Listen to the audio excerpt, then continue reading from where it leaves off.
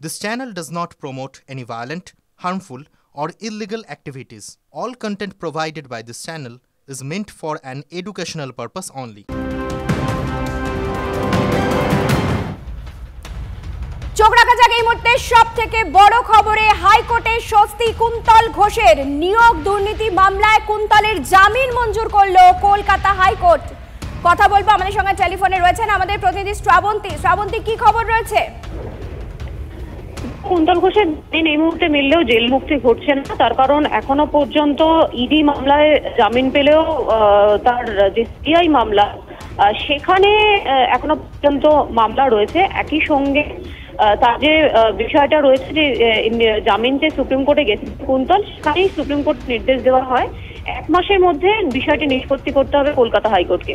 বিচারপতি শুভ্রা ঘোষ তার এরপরে তার শুনানি করেন এবং আজকে আজকে নিয়োগ দুর্নীতি মামলা থেকে জামিন দেওয়া হয়েছে। তবে শর্ত রাখা হয়েছে 10 লাখ টাকা বন্ডে তাকে জামিন দেওয়ার কথা বলা হয়েছে। একই সঙ্গে কোনো ধরনের তথ্য প্রমাণ নষ্ট করতে পারবেন না কুন্তল। ধন্যবাদ শ্রাবন্তী। কথা বলছিলাম আমাদের প্রতিনিধি শ্রাবন্তীর সঙ্গে। হাইকোর্টের স্বস্তি কুন্তল ঘোষের, যদিও জেল মুক্তি তার হচ্ছে না, তার কারণ ইডির যে মামলা সেখানে স্বস্তি মিললেও সিবিআই এর যে মামলা তা এখনো চলছে। 10 লক্ষ টাকার ব্যক্তিগত বন্ডে তাকে জামিন দেওয়া হয়েছে।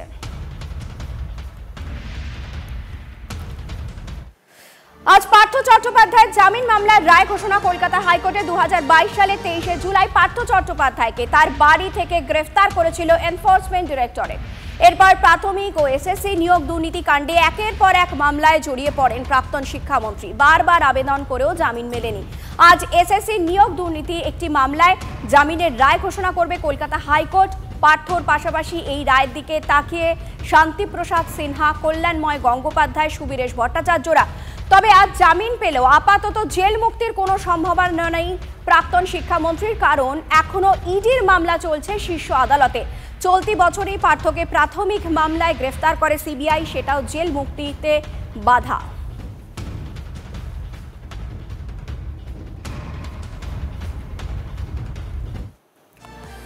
সুপ্রিম কোর্টে ফের স্থগিত ইডি মামলায় পার্থ চট্টোপাধ্যায় জামিনের আবেদনের শুনানি। বিচারপতি সূর্যকান্তের অনুপস্থিতির কারণে সংশ্লিষ্ট বেঞ্চের সব মামলা শুনানি স্থগিত। এর আগে 6 নভেম্বর ইডির হলফনামার প্রেক্ষিতে পাল্টা হলফনামা জমা দেওয়ার জন্য সময় চেয়ে শুনানি স্থগিতের আবেদন করেন পার্থর আইনজীবী। আগেই জামিনের বিরোধিতা করে হলফনামা জমা ডিরেক্টরেট অফ এনফোর্সমেন্টের। সুপ্রিম কোর্টে ফের স্থগিত ইডি মামলায় পার্থ চট্টোপাধ্যায় জামিনের আবেদনের শুনানি। বিচারপতি সূর্যকান্তর অনুপস্থিতির কারণে সংশ্লিষ্ট বেঞ্চে সমস্ত মামলা শুনানি স্থগিত রাখা হয়েছে। এর আগে 6 নভেম্বর ইডির হলফনামার প্রেক্ষিতে পাল্টা হলফনামা জমা দেওয়ার জন্য সময় চেয়ে শুনানি স্থগিতের আবেদন করেন পার্থ চট্টোপাধ্যায়ের আইনজীবী। আগেই জামিনের বিরোধিতা করে হলফনামা জমা দিয়েছিলেন ডিরেক্টরেট অফ এনফোর্সমেন্ট।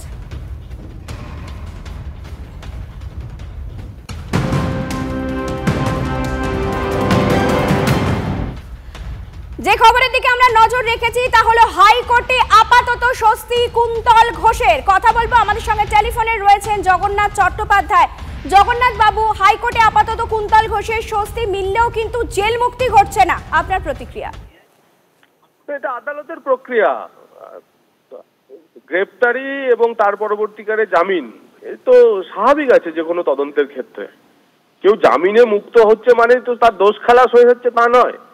এরপর এই পুরো যে দুর্নীতি কাণ্ড, সেই দুর্নীতি কাণ্ডের শুনানি পর্ব চলবে। শুনানি পর্বের শেষে তখন তার সাজা হবে। কিন্তু কেউ জামিন পাচ্ছে, জামিন তো ঠিকই আছে, একটা নির্দিষ্ট সময়ের পর অভিযুক্তরা জামিন পাবে, সেটাই দস্তুর, সব মামলার ক্ষেত্রে হয়। দিল্লির মুখ্যমন্ত্রীও পেয়েছেন, কেসিআরের কন্যা কে কবিতাও পেয়েছেন, অনুব্রত মণ্ডলও পেয়েছেন, কিন্তু তারা কেউই অভিযোগ থেকে মুক্ত হননি। কেউ তারা যে ওই দুর্নীতি করেননি এমন না। তার ফলে জামিনে থাকা আর হচ্ছে যে অভিযোগ থেকে নিষ্কৃতি পাওয়া, এই দুটোর মধ্যে বিস্তর ফারাক রয়েছে।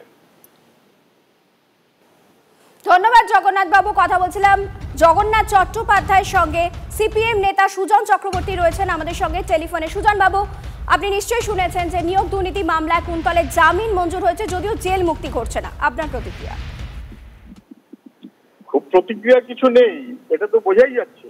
মাসের পর মাস, বছরের পর বছর সবাই সব জানে, কিন্তু পরিণতি হয় না, এই কারণেই তো লোকের আইনের প্রতি আগ্রহ এবং ভরসাটা কমে, তদন্তের প্রতি আগ্রহ এবং ভরসাটা কমে। তদন্ত নিয়ে যে মানুষের আগ্রহ থাকে বা ভরসা থাকে বা ভয় থাকে, সেটা কমে যায় তো এইসব কারণেই। সবাই জানেন, হাতে কলমে স্পষ্ট যে কিভাবে দুর্নীতি হয়েছে এবং কিভাবে তৃণমূলের নেতা কুন্তল ঘোষ, ভাইপোর ঘনিষ্ঠ কুন্তল ঘোষ যুক্ত, সবাই জানেন, সবাই টের পাচ্ছেন।